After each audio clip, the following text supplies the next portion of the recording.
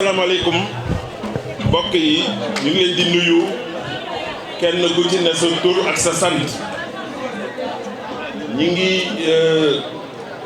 jiital ci suñuy kàddu ay kàddu ngërëm ay kàddu jaajëf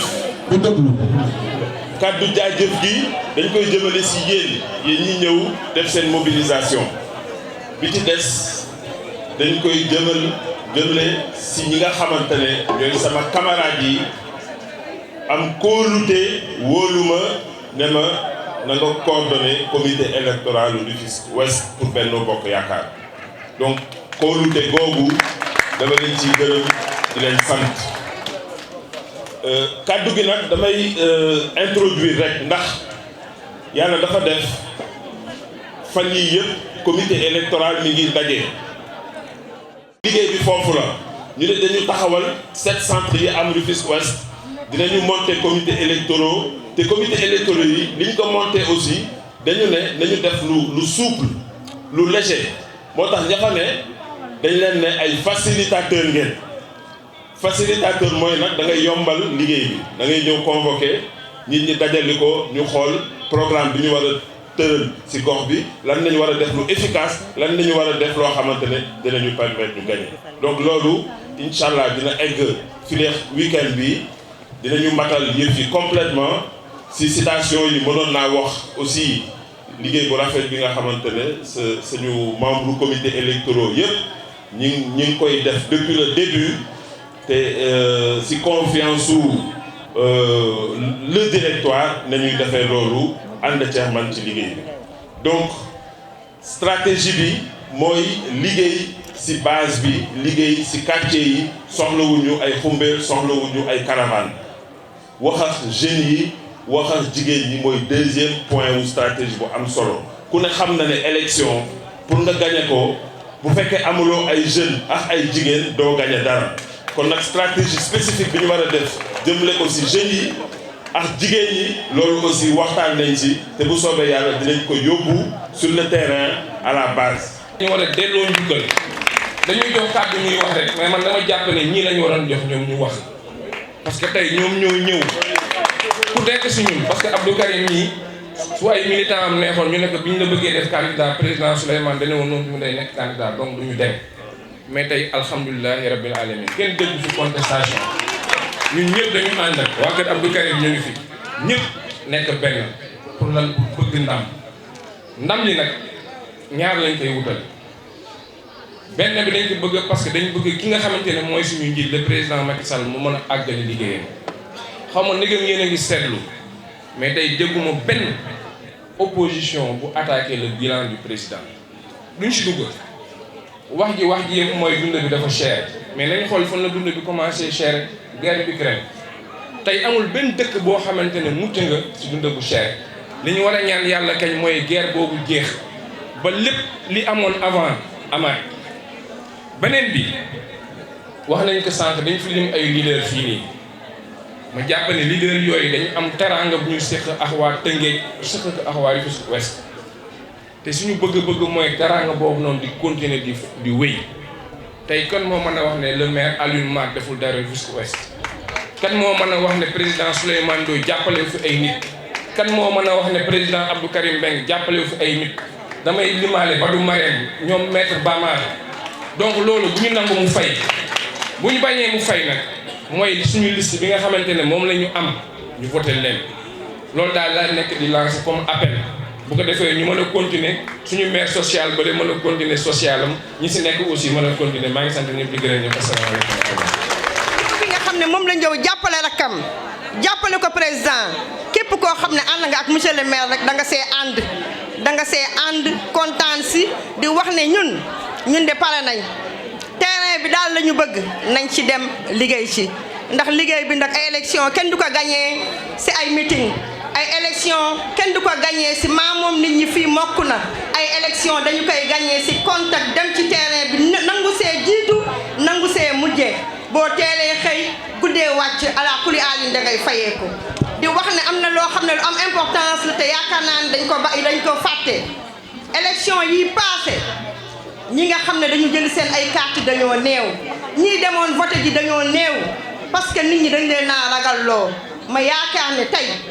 képp ku toog fii boo delloo na nga commencé li ngay bay si sa biir kër na nga commencé li ngay wax sa buntu kër nga commencé li ngay wax sa koñ wax ko wax bi génne ñun nag dañuy lancé ñi képp koo xam ne toog nga fii bokk ci centre de vote ñun dañuy lancé Maurice Gueye bëgg nañoo am 90%. dañoo bëgg am 90%.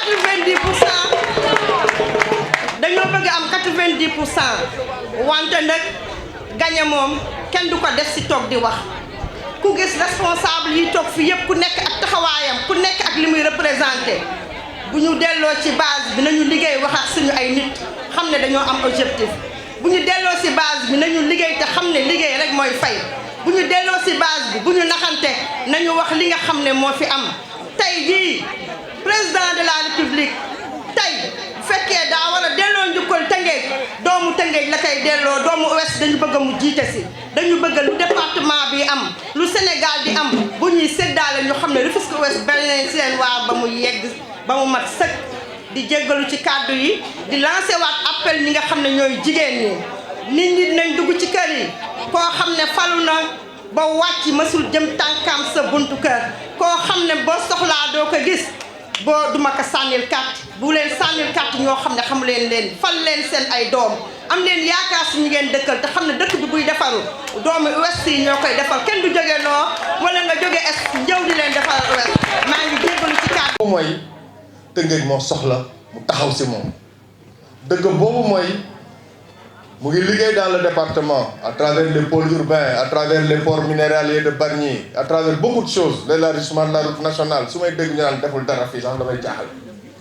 mais lu ñu gëm mooy nous devons avoir un plan spécial pour Rufisque après lui avoir donné une victoire à hauteur de 70%. Et cette promesse qu'il a faite je pense que moom dina ko mettre sur la table ñun ñoo si des te incha allah loolu mu ngi suñu gannaaw li nekk suñu kanam raw lu bët di remercier aussi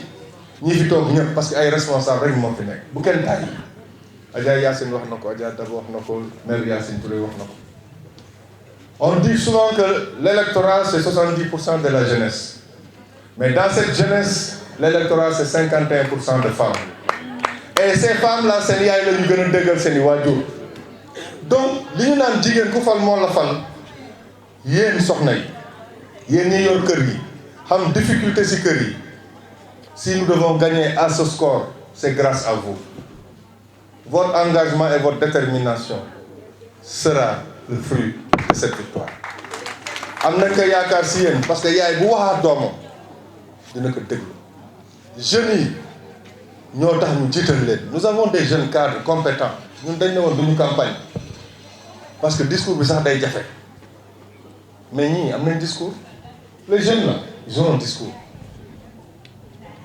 parce que nag ñañ koy jàkkaarloo seen i morom la ñoo et j'en profite vraiment pour remercier ñi nga xam ne am nañ ndombu baat yëpp madame la maire et l'ensemble de la population de Rufisque monsieur le maire kàddu gi nag foofu laa koy jàmmalee ma jox la nga sagal ñu ñëw tëj ko ndax victoire bi suñu paree nag sa loxo lañ koy teg nga yóbbu ko jox ko président Macky Sall je vous remercie. toogaay bi yàgg na wax ji tegu na yoon amatuñu dara loo xam ne mën nañ ko ci dolli mon petit frère tu vas gagner on va gagner wax naa leen tu vas gagner on va gagner wax naa leen ne boo gisee Souleymane sama jàkkaarloo ak moom di métti dafa tàng deret ma tàng deret kii bu ñuy jàkkaarloo xoolatul maire xoolatul département xoolatul dara dañ kii du ma gagné ma ne kii du ma gagné yàlla rek moo yor na tournel caméra mais li mu war a def yëpp def na ko man ak moom toog nañ ba 2 heures du matin di waxtaan di échanger mais nag njiit dafa metti tollu wan nañ foo xam ne kenn mënu ci dellu gannaaw ci ñun mais su ko mënoon dinañu jël Ouest dinañu jël ville dinañu jël département parce que ñun ñii xajuñu ci ñële ñun nag ñoo gën a tuuti dañ koy wax en terme de population mais amul ci benn commune bu mën a dox ci politique bu mën a dox ci stratégie te jaaroo fi ci Rufisque Ouest. président dane ma waa Tëngéej ni mu demee ma ne ko sama rakk de gañe naa ko mais sa mbër yi fi nekk yëpp suñu woon ma gañe ko gañe bu gën a ñaaw il a perdu mais il n'a pas démérité. ma ne ma toi là tu m'étonnes ma ne ko non Souleymane c'est mon petit frère. donc yëf yi du li ma Macky Sall wax ak man mën na koo déclencher mais nag mën nañoo xëccoo suñu biir mais bu ñu desee ak ñeneen ñi man daf may jaral ma joxe sama bakkan. Astou Gueye nii li mu wax loolu la Astou Gueye li mu wax loolu la ñun Badou Marème loolu la ñu wax dañ ne Macky Sall wax na ak ñun am na lu ñu waxante mais Souleymane Ndoye bu nekkee candidat ñun ñoo nekk candidat ñun Rufisque Ouest mosu ñoo jàppale beneen candidat boo xam ne nekk Rufisque Ouest suñu rakk Alioune Souaré nekk na fi candidat bi amul kenn ku wax ñun ñoo ko jàppale ku fi nekk candidat rek ñu jël nañu jiital bi Souleymane ne ma grand vraiment tu es positif. Oui, je suis positif parce que moom mii dama ne ku mook mën a yem ku ak baamaar ku lekkul ci yàpp yi ñam nga ci ñeex ñi. xam nga Rufisque Ouest lan moo fi am pourquoi nit ñi war ñoo jàppale dañuy ànd di def concurrence di xëccoo pour ñu seet kan moo gën a def ci biir nit ñi bu ñu yàlla mayee safaan am Souleymane indee nangam kii indi nangam kii indi nangam ñi amoon dëj ba seen naxar wàññeeku bu dee ngénte Souleymane def nangam kii def nangam yëf yi oyof Bama def Karim def góor gi Njaay def gis nga xale yi léegi sax ñun la ñuy xool man ak yow Souleymane dañuy dem ba ñoom lu ñuy def sax ñoom Badou Marème ak xale yi lu ñuy def sax mooy ëpp léegi lu ñuy def wala yàlla nañ ko yàlla fay donc dinañu ànd ak yéen Souleymane wax naa ko moom nag moom xam nga dama xam méthode am su ma xawee tayal mu puus ma tuuti puus non non naa ko puus ba ak ba jot engagement rek parce que man su ma engagé wu rek jeex na donc Souleymane la mu def ba def la 30e ba def la 15 góor ci Sénégal bu ñu la jël 45 départements yi sax def naa day passé 15 kon li Matar Ndoye wax dëgg ko natt foofu te bu soobee yàlla yàlla nañu yàlla jàppale di nga nekkaat député représenté ñu. man fukki naa de ñu ne ndax xam nga honorable député dem naa Ghana ñu ne xam nga honorable député Souleymane Ndoye mën na ko yees ci my young brother mais loolu rek doy na donc maa ngi sant ñëpp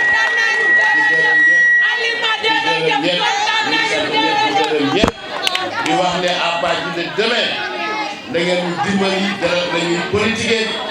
toog di nelaw ñu ko Astou Gueye waxee wala tëdd di nelaw jeex na ñun de xam nañu depuis 2 jours 3 jours suñu lekk jeex na suñu naan jeex na parce que maa ngi jaar suñu buri parce que ñun dañuy jël défi boo xam ne dañu ko def suñu honneur ñu ngi sant ngeen di gërëm yéen Souleymane su beneen yoonee nag bu ma toogee sama place jox naa la Astou Ndoye da may bàyyi rek ma toog nga bañ ma joxe micro ñu ngi sant ñëpp